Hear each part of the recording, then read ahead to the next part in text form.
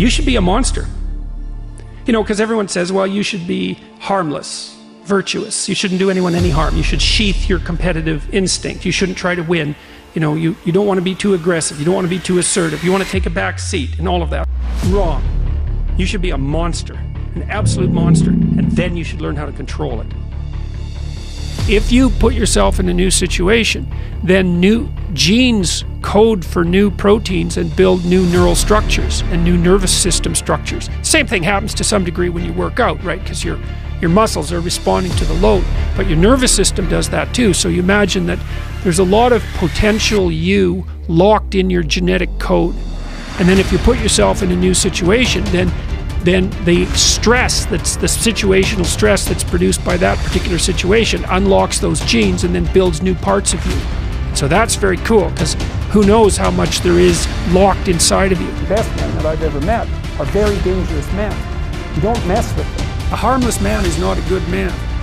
A good man is a very, very dangerous man who has that under voluntary control.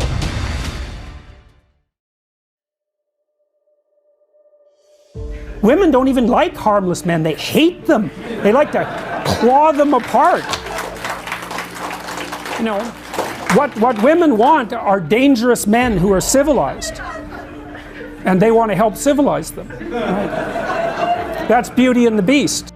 You're harmless, you're not virtuous. You're just harmless. You're like a rabbit.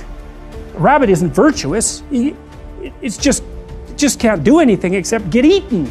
It's not virtuous. If you're a monster and you don't act monstrously, then you're virtuous. But you also have to be a monster. Well, you see this all the time. Harry Potter's like that too.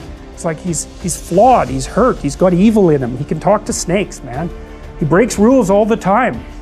All the time. He's not obedient at all. But you know, he has a good reason for breaking the rules.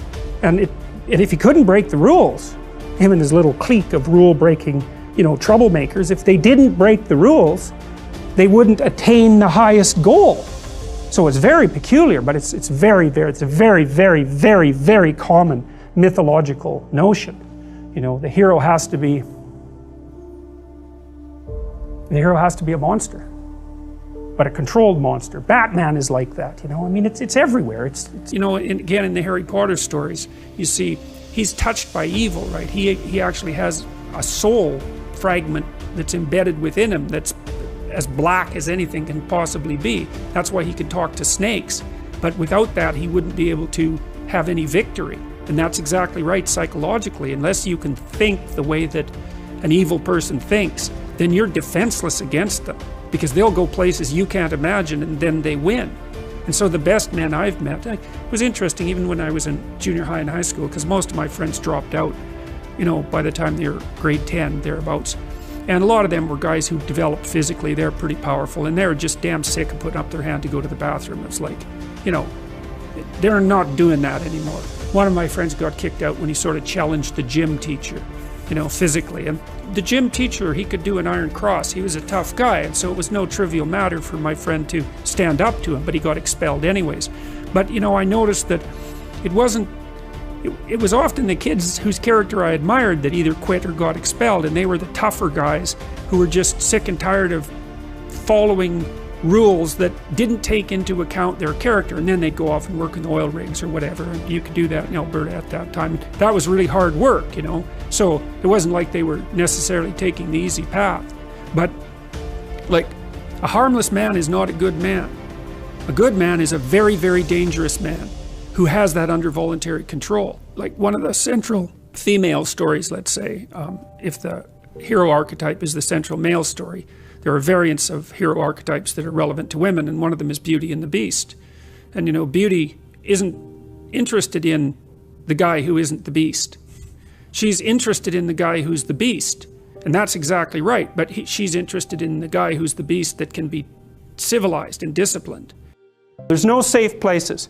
And the next issue is, do you really want a safe place? Is that what you want? You want to be so weak that you want to be protected from threat?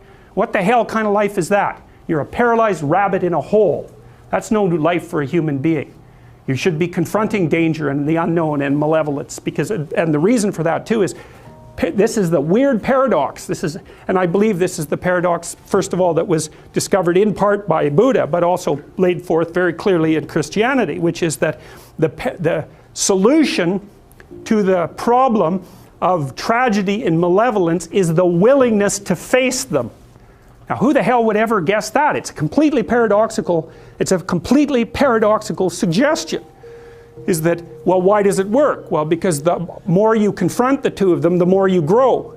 And maybe you can grow so that you're actually larger than the chaos and malevolence itself. And you think, well, what's the evidence for that? And that's easy. That's what people do. That is how we learn. Like every time you expose your child to something new, a playground, what are they exposed to? Chaos and malevolence. Now, there's more to it than that, obviously, because kids play and they promote each other and they form friendships and all of that. But in the playground itself, there is the complexity of the social structure and the malevolence of the bully. It's right there. And you throw your kid in there and you say, adapt, and they do. Okay, so they can do it at a small scale. It's not trivial. The playground's a complicated place. The kid can adapt. Well, how much can you scale that up? Can you scale that up from the chaos and order and malevolence of the playground to chaos and order and malevolence itself? Well, that's the question. Well, I don't think there's any reason to answer that in the negative. So, because we don't know the full extent of a human being. And it is the problem that's worked out. So, in the Buddha story, for example, what happens after, so Buddha's world collapses in the same way that Adam and Eve's world collapses. It's a consequence of repetitive exposure to mortality and death. What happens to Buddha is he realizes that the little protected city that his father made for him, the walled garden, it's exactly the same motif that's in this Adam and Eve story, it's fatally flawed. That kind of protection cannot exist, and he discovers that in pieces, right? Which is exactly what happens to children, is that they go out, they discover a limit, they run back. And the parents can help them with the limit. They run out, they discover a limit, they run back. But at some point they run out, they discover a limit, they run back, and the parents have nothing to say to them. Because they've hit the same limit that the parents hit. Which is like, well, what are you going to do with your life? How are you going to operate in this archetypal universe? Well, your parents can only say, well, they can say you identify with the proper archetypal figures. They do that, they at least act that out for you, but at some point it's a problem that they cannot solve for you without making you weaker. Now you can tell, I think one of the best, there's two pathways to the development of the shadow, and they're tightly allied with one another. The fundamental pathway is truth, and that's to face the bitter truth about yourself. But to break that down more particularly, you might think about that as the capacity to observe your own resentment. You're going to be resentful and bitter in many situations because you don't get what you want. And if you watch that resentment and bitterness, you'll see that it produces fantasies that can be unbelievably dark. And that can be very frightening, and you might not want to admit to yourself that you're actually capable of having fantasies like that, or impulses like that, or aggressive feelings like that. But the thing is that if those aggressive feelings and impulses and fantasies are integrated into your character, it's like you're opening up a dialogue with a part of yourself that can be very forceful and strong and dangerous. And it's really useful to be dangerous, because if you can be dangerous, you often don't have to be. And it's often weak people. For example, it's weak men, generally speaking, who rape. You know, that's a very, very common occurrence, and that's a violent act, but it's born out of weakness, not out of strength, that's for sure. And so, anyways, you attend to your resentment honestly, and you observe yourself and what you're actually like. You got to pay attention as if you don't know yourself, as if you might harbor hidden devils.